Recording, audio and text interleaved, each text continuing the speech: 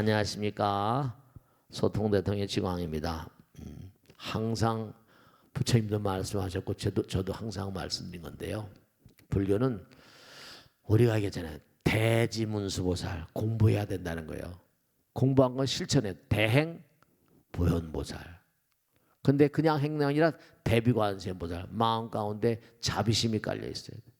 그 다음에 지난번에 말씀대로 대원본전 지장보살. 원력이 있어야 돼요.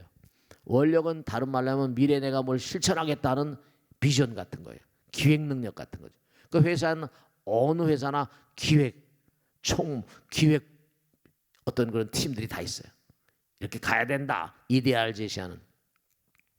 여러분도 열심히 공부하고 실천하는 가운데 사랑의 마음을 가지고 그 다음에 영원한 성불의 길을 가기 위해서 나 혼자 가는 게 아니라 더불어 가는 그런 이데아가 대단히 중요하다는 걸 꼭 말씀드리고, 자, 항상 잊지 않으실 게 불교의 이데아는 첫째로 항상 악행을 하지 않는 것. 절대로 악행을 하지 않겠다. 선한 그런 마음과 몸과 행동을 가지고 사겠다. 정말로 항상 중요한 건 부처님 말씀이 내가 선한 마음을 익혔으면 그 다음에 뭐라?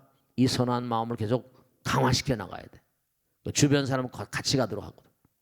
악한 마음은 절대로 익히지 않겠다.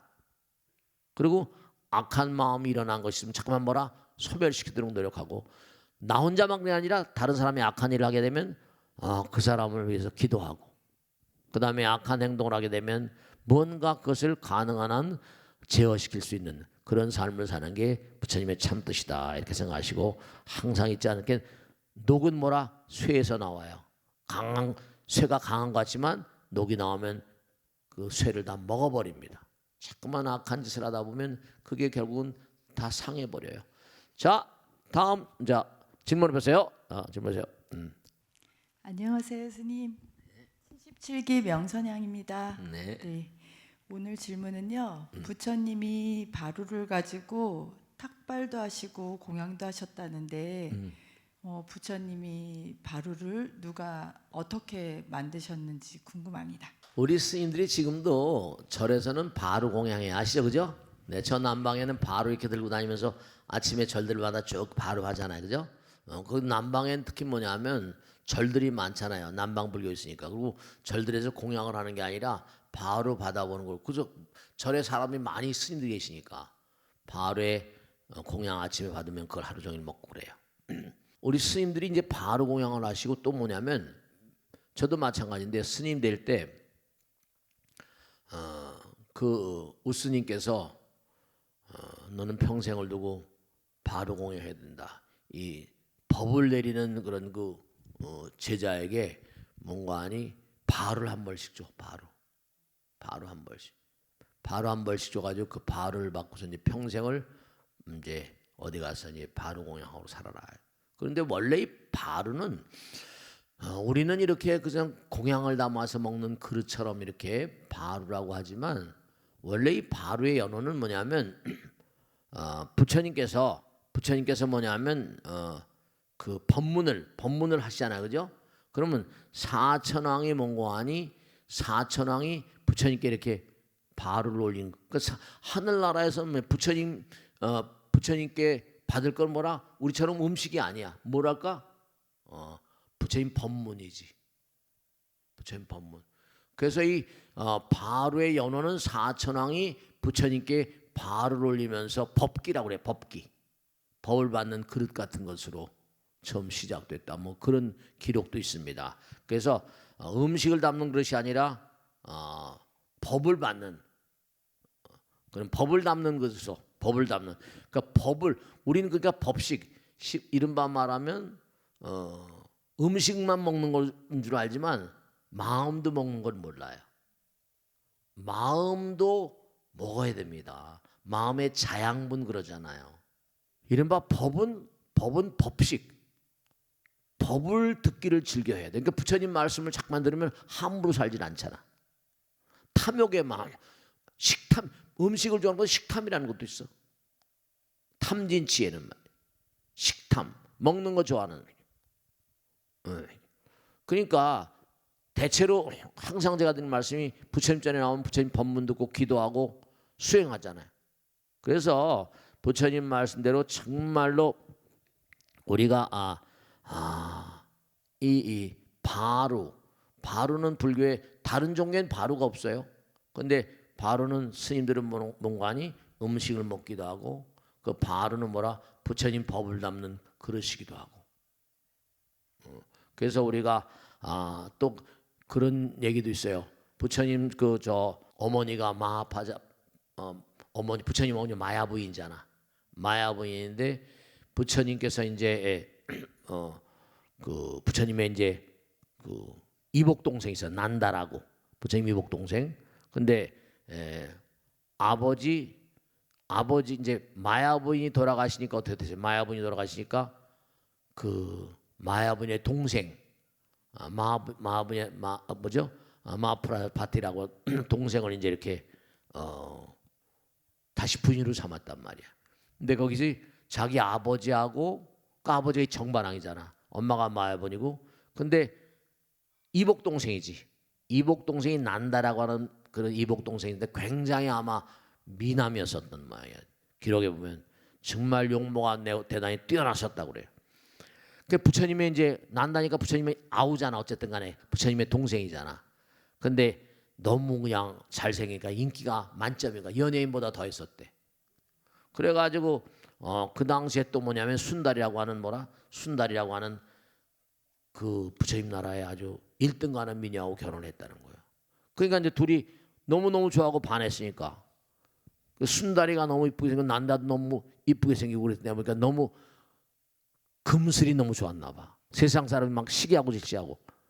그래서 부처님께서 이제 뭐냐면 그런 얘기도 있어요. 난달적을 출가시켜야 되는데 근데 그 당시에 이제 이른바 말하면 난다가 부처님께서 이제 왕궁에 오셨으니까 공양을 내리겠다 해서 이제 꿀물을 바로에다 담아서 이렇게 드리니까 계속 걷기만 하고 걷기만 꿀물 들고 마시지 않고 그래 가져와라. 그러니까 이른바 말하면 꿀물 드리니까 마시지 않는 계셨더니 부처님께서 계속 mon고하니 그냥 걷기만 해. 그래서 결국 어떻게 했어요? 부처님 처소로 들어가 버리고 말았어. 그러니까 어떻게 돼요? 그래서 부처님 따라서 들어가서 결국은 출가하고 말았다는 거예요.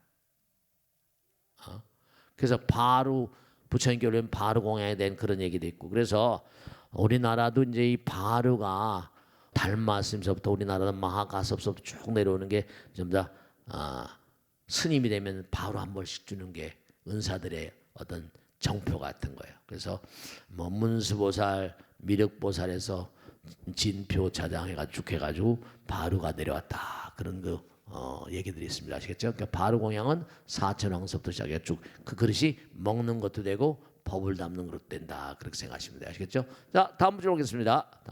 누가 질문하세요? 네. 안녕하십니까. 76기 명주행입니다. 스님, 저기 부처님께서 그 사람이 아닌 동물 중생을 위해서 설법한 적이 있으셨는지 궁금합니다. 네, 맞습니다. 여러분들이 경전에 보면 여러분이 잘 이해 못하신 내용들이 많이 나와요. 스님들이 무슨 뭐 뱀하고도 얘기했다든지 뭐 동물들하고 얘기했다든지 경전들이 많이 나와요. 사슴이 어떤 얘기도 하고 여러 가지 경계가 많이 나와요. 또 부처님께서 법문을 설하시는데 개구리에게도 법문을 설했다는 얘기가 나오고 많이 나와요. 그래서 부처님은 지옥, 악귀, 축생, 아수라, 인간, 천상 그랬잖아요. 다만 없다라서 우리도 그러잖아요. 아까도 말씀했잖아요. 이렇게 이 세상에 나와서 엄마 뱃속에서 나와서 계속 우린 엄마가 공부해라 강보에 쌓였을 때는 엄마 아버지가 가르쳐주잖아요. 뭐 도리도리 짝짝꿍 건지건지 하면서 그러면서 점점 커나가면서 이제 유치원 다니면서 이제 초등학교 이렇게 쭉 가요. 근데 공부를 계속하는 것도 절실하게 이 세상을 살려면 기본적으로 배워야 될 게 많잖아요. 공부를 하면 할수록 눈이 열리잖아요. 그래서 한글을 깨친다 그러면 뭐라 제가 지난번에 말씀했죠. 우리 사회복지관에서 한글 학교 그 나이 드신 할머니들이 구룡마을이나 이런 데 있는 할머니들이 와서 한글 보면 저한테 그러더라고요. 스님 제가 한글 학교 나와가지고 세상에 달리고 옛날엔 이게 모든 게 약국하면 뭐 써 있었잖아요. 그걸 못 보고 그냥 그 뭐지 마크 같은 거 보고 가고 말이죠. 그랬었대요. 그 공부를 하면 새로운 세상이 열리잖아요. 근데 이제 이 공부하려는 의지가 있는 것도 중요하죠. 부처님께서도 동물들에게도 끊임없이 설법을 하시고 그랬다는 게 기록에 나와요. 대표적인 게 뭐냐면 사슴 두 마리, 이 경전에 보면 사슴에게도 이렇게 법문을 설한 얘기 나옵니다.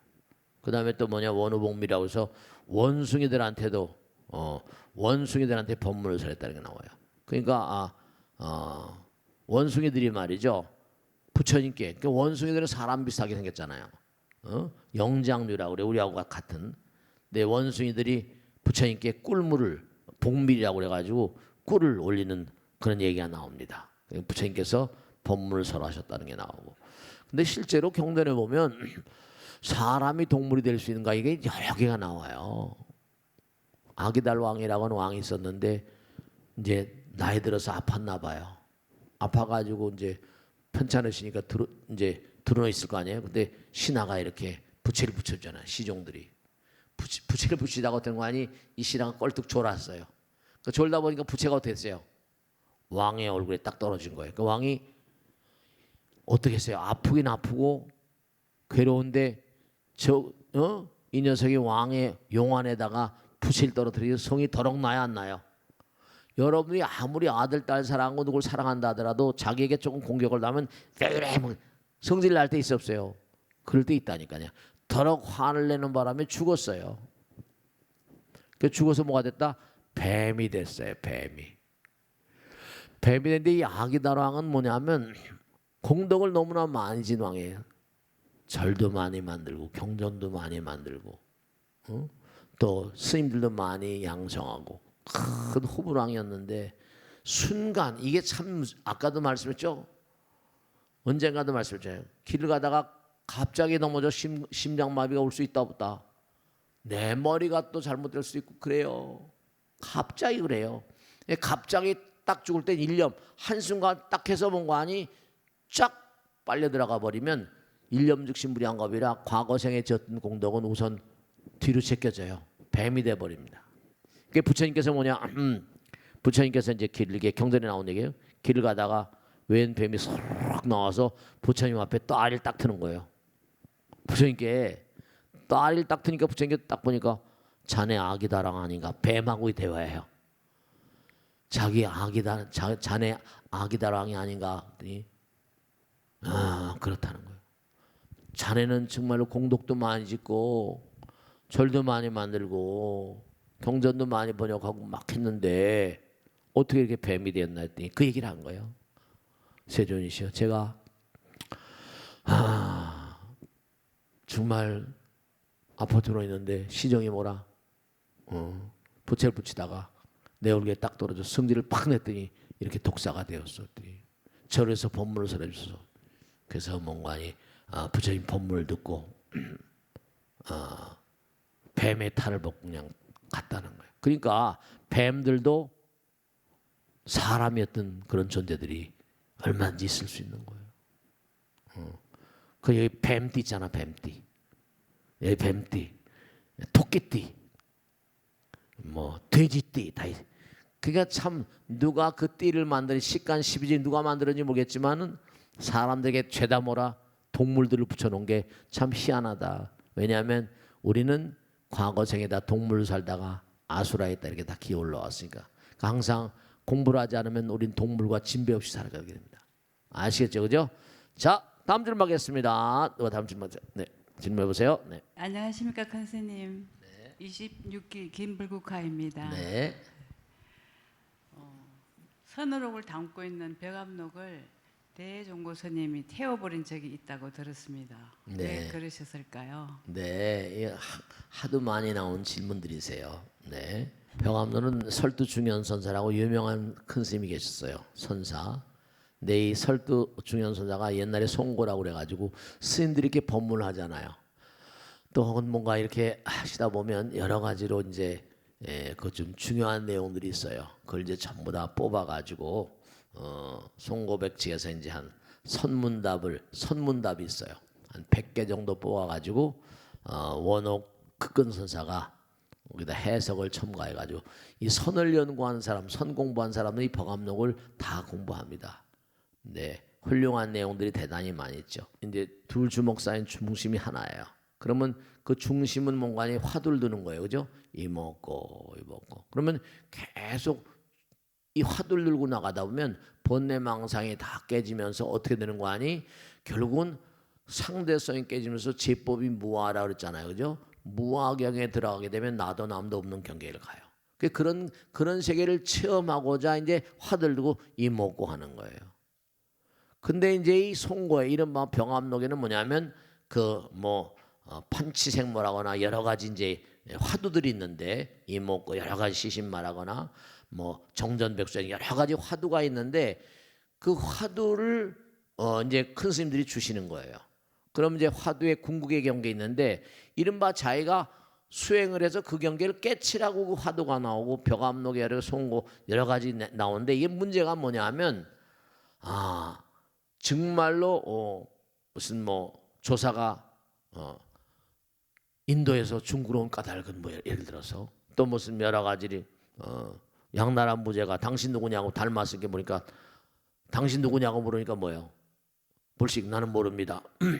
근데 그런 질문을 하면 답을 스스로 노력을 해서 그게 화두가 깨져야 돼요. 화두가 깨져야지 어떤 견성이라거나 이런 경계가 되는데 그게 아니고 뭐냐면 답을 화두에 대한 답을 전부 다 공부를 해가지고 외우고 해가지고 그게 이제 흡사 깨친 양 흡사 깨친 양 자꾸만 하다 보니까 이게 뭐냐면 뭔가 이게 안 됐고 대종고는 가나선의 그 종장인데 이게 안 되겠구나. 네가 몸과 마음을 다해서 깨치기 위해서 화두를 들고 나가는 건데 답을 외우라고 병암록이 있는 게 아니다. 여기서 하나만 말씀드리면 뭐냐면 우리가 선을 한다거나 명상을 한다거나 하는 게 뭐냐면 결국은 뭐냐? 우리가 아까도 서두에 말씀드린 눈, 귀, 코, 몸으로 들은 모든 경계가 다 번뇌거든요. 그러면 항상 생각이 명멸해요. 이런 생각 저런 생각 그게 전부 다 사실 흘러가는 것들이에요. 무상한 것들이잖아요. 근데 그러면 생각이라는 게 이게 멈추질 않아요. 염념상속이라고 그래서.